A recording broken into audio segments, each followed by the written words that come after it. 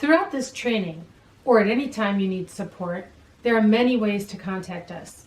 You can follow us on all major social media platforms or email us directly via our website, or you can click the Cancel Connect icon shown at the bottom of this slide on our website to book a consultation with one of our experts. In this module, we'll cover how to interpret the 6 basic data display tools, and we'll introduce 2 new tools that are used to test hypotheses. Before we get into the specific charts, we'll cover a couple general statistical topics that will help you to analyze and interpret your data.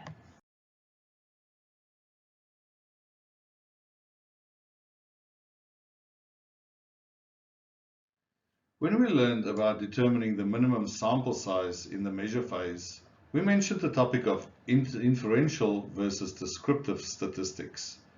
Descriptive statistics describes data, for example, a chart or graph, and inferential statistics allows you to test theories or make predictions or inferences from that data. With inferential statistics, you take data from samples and make generalizations about a population. With descriptive statistics, we know something to be true.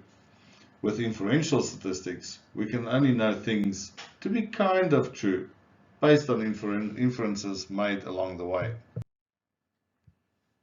Descriptive statistics collects, organizes, analyzes, and interprets all the data in a population to determine what story it can tell. The word population in this context means the whole group. For example, all of the people in an area, all the hot dogs produced in the factory, all the transactions at a bank for the year. A big part of descriptive statistics is presenting the data in an informative way, creating visual meaning from columns and columns of numbers. In this branch of statistics, the goal is to describe the population. In this example, the chart on the right is showing the distribution of the population, the center, the shape, and the spread of the data points in the population. In descriptive statistics, measurements such as the mean and standard deviation are stated as exact numbers. We're not estimating based on a sample, but we've gathered data on the entire population.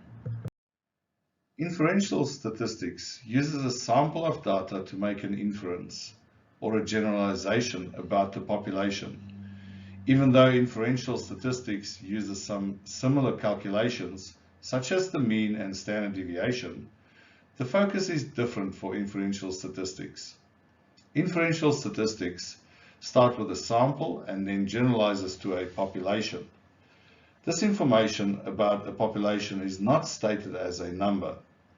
Instead, scientists express these parameters as a range of potential numbers along with a degree of confidence. A confidence interval gives a range of values for an unknown parameter of the population by measuring a statistical sample. This is expressed in terms of an interval and the degree of confidence that the parameter is within the interval. Tests of significance, or hypothesis testing, is how scientists make a claim about a population by analyzing a statistical sample. By design, there's some uncertainty in this process. This can be expressed in terms of the level of significance. So to summarize it a little more plainly, inferential statistics makes generalizations from samples to populations, and it uses hypothesis testing to make predictions.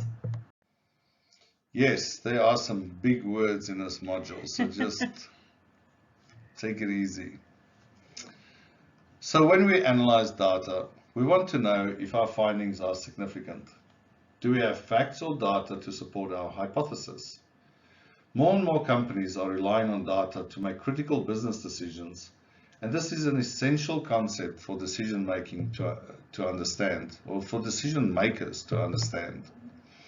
Statistical significance helps quantify whether a result is likely due to chance or due to some relevant factor. When a finding is statistically significant, it means you can feel confident that the difference you are seeing is real, not that you just got lucky or unlucky. When a statistic is significant, it means that you are confident that the difference is meaningful. For example, let's say we have a jar of colored marbles. In our experiment, you're blindfolded, and we ask you to pull 10 marbles with your left hand and 10 marbles with your right. And we ask if there's a significant difference between the number of red marbles that you pulled with each hand. With your left hand, you pulled 6 red marbles. With your right hand, you pulled 3. The purpose of understanding statistical significance is to determine whether the difference that we're seeing in our data is meaningful. Is your left hand really better at pulling marbles, or was the difference just due to chance?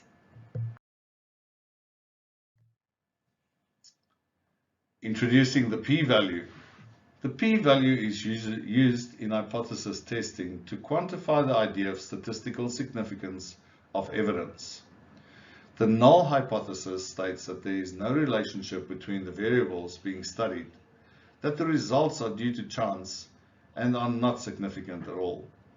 The alternative hypothesis is the one you would believe if the null hypothesis is concluded to be untrue. The alternative hypothesis states that the groups are different and the results are significant in terms of supporting the hypothesis being investigated. In other words, the results are not due to chance. So how do you know if a p-value is statistically significant? Well, the p-value can be expressed as a percentage or a decimal, and it's always a value between 0 and 1. The smaller the p-value, the smaller the chances that the null hypothesis, is true. If the p is low, the hoe must go.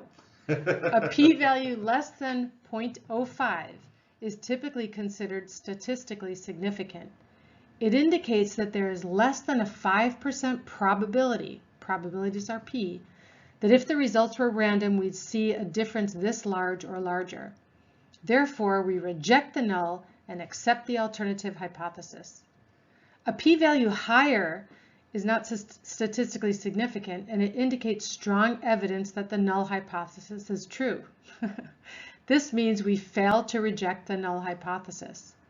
A statistically significant result can't prove that a hypothesis is correct. Instead, we can say that our results provide support for or give evidence for our hypothesis.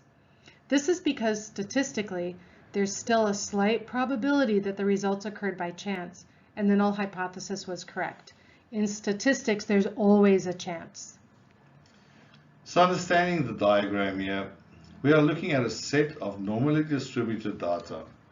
If the null hypothesis is true, we would expect the data that we are studying to be similar to the most common data points. If the data that we observed falls under the very unlikely section of the normal curve, it is more likely to be different or statistically significant. The 95% statistical significance threshold addresses the risk of rejecting the null when it is in fact true. There's 2 ways that we could be wrong, and the statistical significance threshold says how confident we can be that we are not making an error.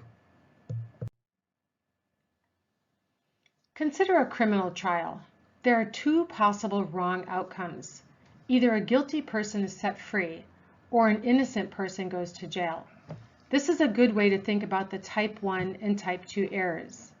Either the hoe is true, there's no significant difference, or the ha is true, and there is a significant difference. If in reality the hoe is true, and our decision or conclusion is to fail to reject it, then congratulations, we've made a correct decision. If the ha is true, and our decision is to reject the hoe, then we're also correct. The 2 ways that we can be wrong are, if the hoe is true and we reject it. This is a type 1 or an alpha error. To remember the A for alpha error, think of it as an alarm, a false alarm. We're concluding that we've found a significant cause when there really isn't one. It's like a false alarm. The other type of error is when the ha is true and we stick with the hoe. This is a type 2 or beta error. To remember beta, think of B, blind. We were blind to a difference when there was one. In statistical terms, the alpha risk is defined as the risk of rejecting the null hypothesis when it is in fact true. Alpha risk is stated in terms of probability, such as 0.05 or 5%. The confidence level is 1 minus the alpha. So an alpha risk of 5% corresponds to a 95% confidence level. That's what you see in the p-value graphic, where you see the 95% statistical significance threshold. That 95% is the standard risk threshold. You can always modify the risk threshold for your specific situation, but the 95% standard is solid and is good for most situations. Okay, a little left brain alert here. We can classify p-values as high, low, or marginal. A high p-value is greater than or equal to 0.05, a high probability that the null hypothesis is true. That means that our observed data would have fallen to the left of the shaded area on our graphic here. We can conclude that there is not enough evidence to prove a significant difference. A low p-value is anything less than 0.05. The probability is low that the null hypothesis is true. Remember, if the p is low, the hoe must go. We conclude that there is a difference. P-values that are very close to the 0.05 point are considered to be marginal and can go either way. It's important, especially with a close call, to report the actual p-value to your stakeholders so people can draw their own conclusions. So ideally, you'll be comparing your p-value to your alpha level.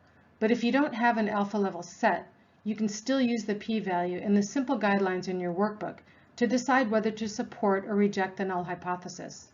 The p-value is calculated in statistical software when running statistical tests, and it can also be calculated in Excel using the analysis toolpack. As a green belt, you should understand the concept of p-value and understand it in relation to a hypothesis. In your workbooks are a few more general tips for working with the p-value.